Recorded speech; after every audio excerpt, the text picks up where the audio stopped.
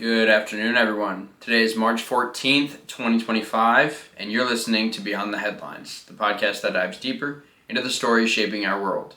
From global affairs, politics, to stock markets and the economy, I'm your host, Austin Cartwright. Let's dive in. Starting with breaking news, an American Airlines plane has caught on fire at the Denver airport yesterday, and I don't know what's going on with the aviation industry, but it's kind of worrisome. And, it's been happening quite a bit this year. So hopefully something gets figured out over there. And this incident did send 12 people to the hospital. Next up, ISIL leader, and I have to read this in order to get it right. Abdullah Maki Mazlet al-Rifai. He has been killed today. He is the leader of the ISIL branch in Syria and Iraq. He was also positioned to become the global leader of ISIL.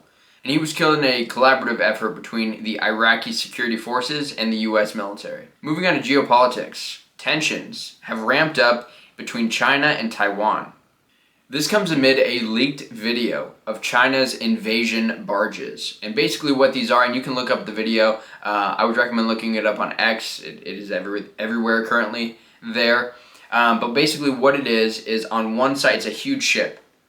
And it carries troops, tanks, and up-armored vehicles, and anything you can imagine, really. It's a storage vessel for military equipment. And it has a land bridge that extends from the front and the back. And it extends from the back as well because, you can have the ship parked, docked with one bridge on land, and then the other bridge is connected to another ship, and it can go on for miles. And all of these ships can be holding tanks and, like I said, military equipment, basically making it easier to invade a country in an unprepared area, which is obviously quite worrisome for Taiwan because China has been talking for quite a while now about their interest in taking Taiwan back. And they cite historical reasons, as Taiwan used to be a part of China. However, the main reason that would affect the United States, and the main reason mostly that they want it, is because of the semiconductor manufacturing.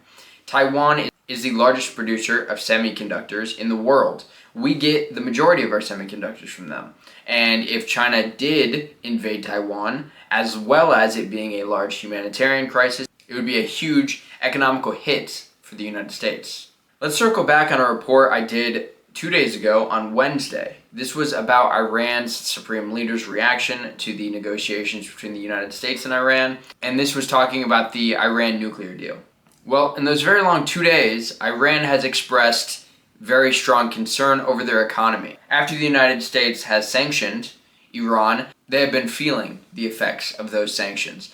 And these effects include economical and civil. When countries have issues with their economy, there's always a chance that a riot or a protest pops up, and that would be a huge deal for Iran as well. And so with both of those in mind, Iran is looking to come back to the negotiating table. Even though they don't really like the negotiating style of the United States, they are willing to make a deal to secure an easing of sanctions. Next, let's look at politics. Politics is going to be light today. A government shutdown has been averted today after the spending bill has passed through the Senate. Moving on to the global markets. Markets closed extremely well today, and let me give you the exact stats. The Dow closed up 1.65%, the S&P closed up 2.13%, which is the highest that it has closed since the beginning of this year. And the Nasdaq is up 2.61%. And that was all according to Morningstar as of today, March 14th, 2025. And that's all I had for you today. Rather short episode today, but thank you so much for listening to this episode. I really appreciate it. I've appreciated all of the feedback as well, and questions. Feel free to reach out to me with any questions or any tips that you have for the podcast. But with that being said, thank you for joining me on Beyond the Headlines. Where the story doesn't end, it evolves. Keep exploring, keep questioning, go beyond.